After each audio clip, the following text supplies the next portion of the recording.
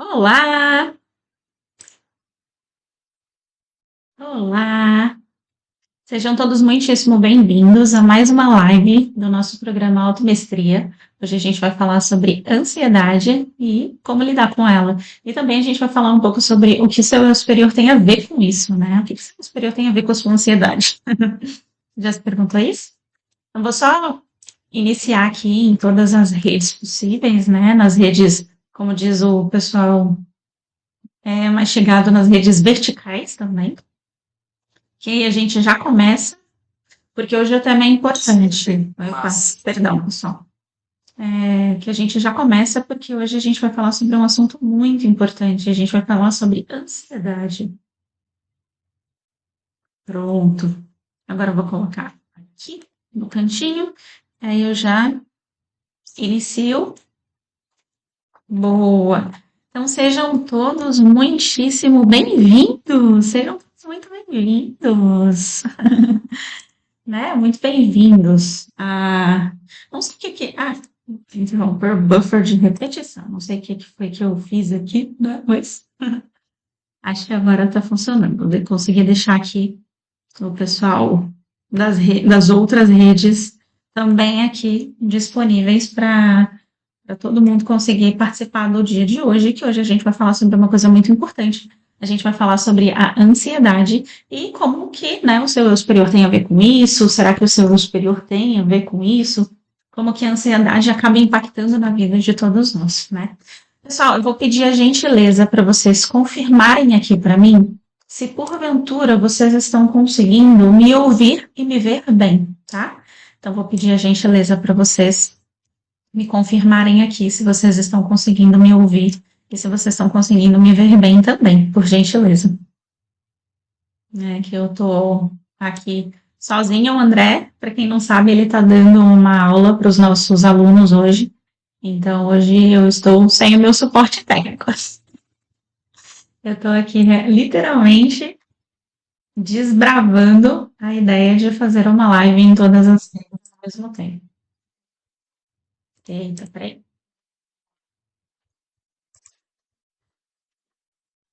Pronto, agora sim.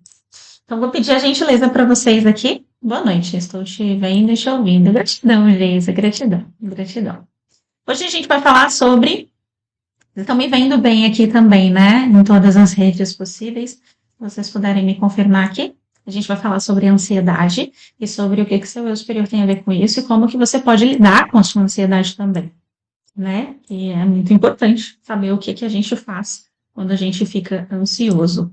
Então, para a gente começar a falar um pouquinho sobre ansiedade, eu vou pedir a gentileza do pessoal que está nas redes aqui, essa rede aqui, se você quiser ver o material que eu vou compartilhar aqui, vai lá para a rede de vídeos compridos, tá? Aquela rede que os vídeos ficam assim. Então, essa rede é interessante porque lá eu consigo mostrar aqui a tela do computador, eu consigo escrever e fazer junto com vocês todo o esboço, né, das coisas aqui. Oi, Geisa, tudo bem? Oi. Então vamos lá, né? Quando a gente começa a falar um pouquinho sobre ansiedade, eu espero que vocês estejam vendo aqui bem a minha tela. Arrumei ela aqui para vocês. A primeira coisa que a gente começa a entender é um pouquinho mais sobre a insegurança. Por que que a gente precisa começar a entender um pouco mais sobre a insegurança? Porque a ansiedade é igual insegurança. Por quê? Insegurança. Por quê? Isso significa que eu tenho medo de não dar conta de algo que vai acontecer no futuro. Ou seja, na prática, medo de não ser bom o suficiente para lidar com o futuro. Ou seja, eu tenho uma expectativa de que algo aconteça no futuro, por exemplo. Eu tenho uma ideia de, sei lá, faturar 10 mil reais no próximo mês. E aí, quando eu tenho muito medo disso não acontecer, ou seja, se eu tô com medo de não ser boa o suficiente, eu começo a ter medo do futuro. Só que nós, seres humanos, somos seres relacionais, ou seja, baseado em relacionamentos. Mas que tipos de relacionamentos? São só relacionamentos entre pai, filho, namorado, namorada. Não. A gente está constantemente se relacionando com todo o universo. Isso inclui plantas, pedras, pessoas, isso inclui objetos, isso inclui animais. Nós somos naturalmente seres relacionais. Tá? E todo o nosso inconsciente, vai sair aqui, inconsciente, cria a nossa realidade. Ou seja, na prática, somos arquitetos da nossa realidade. O que eu quero dizer com somos arquitetos da nossa realidade? Que não existe, embaixo da fonte criadora, embaixo do todo, de Deus, você pode chamar daquilo que você achar melhor. Não existe uma vítima. Absolutamente ninguém é uma vítima. Ou seja, se eu sei que eu sou arquiteta da minha realidade e eu sei que não existe uma vítima, então por qual razão eu teria medo do meu futuro?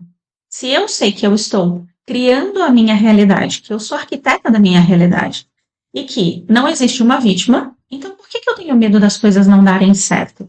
Esse medo aqui, ele começa vocês já vão entender a parte da ansiedade, principalmente a parte do eu superior, tá? Esse medo, ele começa a se